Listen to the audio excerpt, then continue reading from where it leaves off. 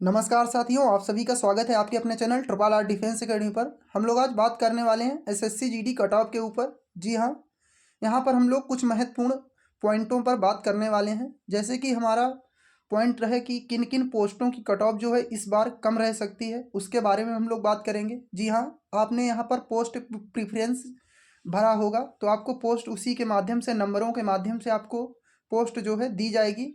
और यहाँ पर हम लोग बात करेंगे कि आपकी कैटेगरी वाइज न्यूनतम कट ऑफ कितनी रह सकती है। जी हाँ, किन पोस्टों की कट ऑफ न्यूनतम रह सकती है और किन की हाई रह सकती है, उसके बारे में हम लोग बात करेंगे। यहाँ पर जो हमारा सबसे महत्वपूर्ण पॉइंट है कि आपकी जो आंसर की है, क्या आपकी 15 मार्च या उससे पहले जारी की जा सकती है या नहीं, तो उसके बारे में हम लोग बात करने वाले हैं। तो पूरी जानकारी देखने के लिए आप हमारे साथ बने रहिएगा। अगर आपको वीडियो अच्छा लगे तो वीडियो को लाइक कर दीजिएगा, चैनल को भी सब्सक्राइब कर लीजिएगा, क्योंकि हमारे चैनल के माध्यम से आपको समय समय पर सही और सटीक जानकारी प्रदान की जाएगी। तो चलिए चालू करते हैं हमारा जो आज का वीडियो है उसकी ओर। चलिए हम लोग देख लेते हैं। तो यहाँ पर सबसे पहले हम लोग देख लेते हैं पोस्टों को। जी हाँ, ये आपकी पोस्टें दी गई हैं। तो यहाँ पर आपके मन में डाउट होगा कि किन पोस्टों की कट ऑफ जो है हाई जाएगी या किन पोस्टों की कट ऑफ लो जाएगी। तो मैं यहाँ पर बात करूँ कि इस बार जो आपकी बीएसएफ की यानी बीएसएफ की जो कट ऑफ है थोड़ी सी लो रहने की संभावना है पिछली बार की अपेक्षा। और सीआईएसएफ की भी याद रखिएगा, सीआईएसएफ, बीएसएफ और आपकी सेंट्रल रिजर्व फोर्स यानी CRPF, central reserve police force, इनकी कट ऑफ कम रहने का थोड़ा सा कारण क्या है कि इनकी जो वैकेंसियां हैं थोड़ी इस बार ज़्यादा है। याद रखिएगा, वैकेंसियां इनकी थोड़ी सी ज़्यादा इस बार आपकी दिखाई दे रहे हैं। तो आज इस बार जो सीआईएसएफ की है पिछली बार की अपेक्षा जो है कट ऑफ आपकी कम रह सकती है। याद रखिएगा, यहाँ पर मान लीजिए आपने पोस्ट प्रेफरेंस से नंबर 1 पे आपने बीएसएफ भरा है, नंबर 2 पे आपने सीआईएसएफ भरा है, नंबर 3 पे आपने सीआरपीएफ भरा है और नंबर 4 पे मान लीजिए आपने एसएसबी भरा है। तो यहाँ पर अगर मान लीजिए आपकी कट ऑफ उठाई गई, आपकी 65 नंबर यानी 65 प्रश्न सही आपने किए और आपकी कट ऑफ इतनी उठाई गई, तो आपको जो पहली पोस्ट आपने बीएसएफ भरी थी तो आपके अगर 65 मार्क्स पर आपकी कट ऑफ बनी है तो आप इस कैटेगरी में आ रहे हैं बीएसएफ में, तो आपको ये प्रोवाइड करा दी जाएगी। अगर इससे आपके कम थोड़े से मार्क बन रहे हैं तो इनकी कट ऑफ जो अगर मान लेते हैं लो जा रही है तो आपको ये कैटेगरी के लिए आपको बुला लिया जाएगा। याद रखिएगा, तो यहाँ पर आपको आपने पोस्ट प्रेफरेंस जिस तरीके से भरी होंगी तो उसी के माध्यम से आपको प्रोवाइड कराई जाती है। यानी ज़्यादा नंबर आपके हैं तो आपको मनचाही पोस्ट आपको दे दी जाती है, यानी जो पोस्ट आपने फॉर्म फिलअप करते समय भरा था वो आपको दे दी जाती है। अगर हम लोग बात कर लेते हैं एसएसबी की। जी हाँ, एसएसबी की थोड़ी सी इस बार आपकी कट ऑफ जो है थोड़ा सा हाई देखने को मिल सकती है, क्योंकि पोस्टें यहाँ पर कम है आपकी। आईटीबीपी की बात कर लेते हैं तो आईटीबीपी की यहाँ पर कट ऑफ इस बार थोड़ा सा डाउन देखने को मिल सकती है। वहीं बात करेंगे असम राइफल की, तो असम राइफल की आपकी अच्छी खासी कट ऑफ जा सकती है। अगर हम लोग एसएसएफ की बात करें तो यहाँ पर ये आपको कट ऑफ पिछली बार भी आपकी हाई चली गई थी, इस बार भी आपको थोड़ा सा हाई देखने को मिलेगी। याद रखिएगा, इसकी कट ऑफ जो इस बार भी आपको हाई देखने को मिलेगी। वहीं अगर हम लोग बात कर लेते हैं आपका जो नार्कोटेक्स में निकली यहाँ पर वैकेंसियाँ इस बार नहीं निकाली गई हैं, नार्कोटेक्स ब्यूरो में इस बार आपकी वैकेंसियाँ नहीं निकाली गई हैं। तो यहाँ पर हम लोग बात कर लेते हैं जी हाँ कट ऑफ की। जी हाँ, ये एक कट ऑफ जो आपकी ऑल कैटेगरी की हमने तैयार की है, ये आपकी न्यूनतम कट ऑफ है। याद रखिएगा, न्यूनतम आपकी अगर इतने प्रश्न सही किए, ये आपके प्रश्नों की संख्या, याद रखिएगा ये आपके प्रश्नों की संख्या दी गई है, जो कि आपकी इतने अगर प्रश्न आपके काट छाँट कर सही हो रहे हैं, याद रखिएगा इतने अगर आपके प्रश्न सही आपने किए हैं तो आपका सिलेक्शन किसी न किसी पोस्ट में हो सकता है। याद रखिएगा, किसी न किसी पोस्ट के लिए आपको फिजिकल के लिए बुला लिया जाएगा।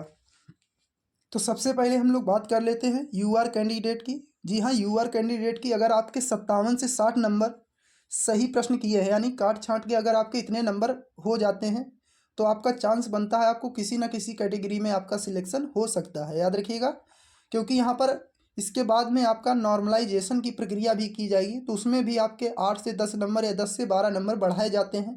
तो आपको ये याद रखना है, आप इनका दोगुना कर सकते हैं। जी हाँ, कट ऑफ आपके ये आपके प्रश्नों की संख्या है और इनका दोगुने कर देंगे, यानी दोगुना मार्क्स पे इनकी कट ऑफ तैयार की जाती है। तो इस जैसे 60 है तो 60 का दोगुना 120, तो 120 मान लीजिए यहाँ पर न्यूनतम किसी न किसी की अगर कट ऑफ जाती है तो आपको उस कैटेगरी के लिए सिलेक्ट कर लिया जाएगा। अगर बात कर लेते हैं ओबीसी की। जी हाँ, ओबीसी की आपकी 55 से 57, जी हाँ 55 से 57 प्रश्न अगर आपके सही हैं तो आपको अपनी फिजिकल की तैयारी को शुरू कर देना चाहिए, क्योंकि यहाँ पर आपके नॉर्मलाइजेशन की प्रक्रिया में थोड़े अंक बढ़ाए जा सकते हैं। तो उस आपका चांस होता है कि आपको बुला लिया जा सकता है, यानी फिजिकल के लिए आपको बुलाया जा सकता है। अगर बात कर लेते हैं यहाँ पर ईडब्ल्यूएस की, तो ईडब्ल्यूएस की भी आपकी 55 से 57, ओबीसी और ईडब्ल्यूएस के मध्य में आपको 2 से 3 नंबर का अंतर ज़्यादातर देखने को मिलता है, याद रखिएगा। यहाँ पर आपकी सेम ही ज़्यादातर जाती है, क्योंकि यहाँ पर ओबीसी और ईडब्ल्यूएस में ज़्यादा अंतर नहीं देखने को मिलता है, 2 से 4 नंबर का अंतर आपको देखने को मिल सकता है। अगर बात कर लेते हैं एससी कैटेगरी की, तो एससी कैटेगरी की आपकी 50 से 55 प्रश्न, याद रखिए 50 से 55 प्रश्न आपके सही बन रहे हैं, यानी निगेटिव मार्किंग को हटा के अगर आपके इतने प्रश्न सही बन रहे हैं तो आपको अपने फिजिकल की तैयारी में लगे रहना चाहिए। क्योंकि अगर आपका एकदम से फिजिकल की डेट दे दी गई और आपने कभी भी फिजिकल की तैयारी नहीं की, तो आप इतनी जल्दी से फिजिकल नहीं निकाल सकते हैं। काफ़ी सारे कैंडिडेट जो हैं फिजिकल से भी बाहर कर दिए जाते हैं। अगर एसटी कैंडिडेट की बात कर लेते हैं, तो आपकी 45 से 50 प्रश्न अगर सही हैं, याद रखिए 45 से 50 प्रश्न आपने सही किए हैं निगेटिव मार्किंग को हटाकर, तो भी आपका चांस बन सकता है। जी हाँ, आपको फिजिकल के लिए बुला लिया जा सकता है, याद रखिएगा। यहाँ पर हम लोग अगर तुलना करें कि पिछली वैकेंसी में थोड़ा हाई कट ऑफ गई थी, इस बार और ज़्यादा हाई जाने की चांस है, क्योंकि पोस्टों की संख्या कम है। तो मैं यहाँ पर आपको बताऊँगा कि आपकी रेगुलर के साथ भर्तियाँ आती जा रही हैं।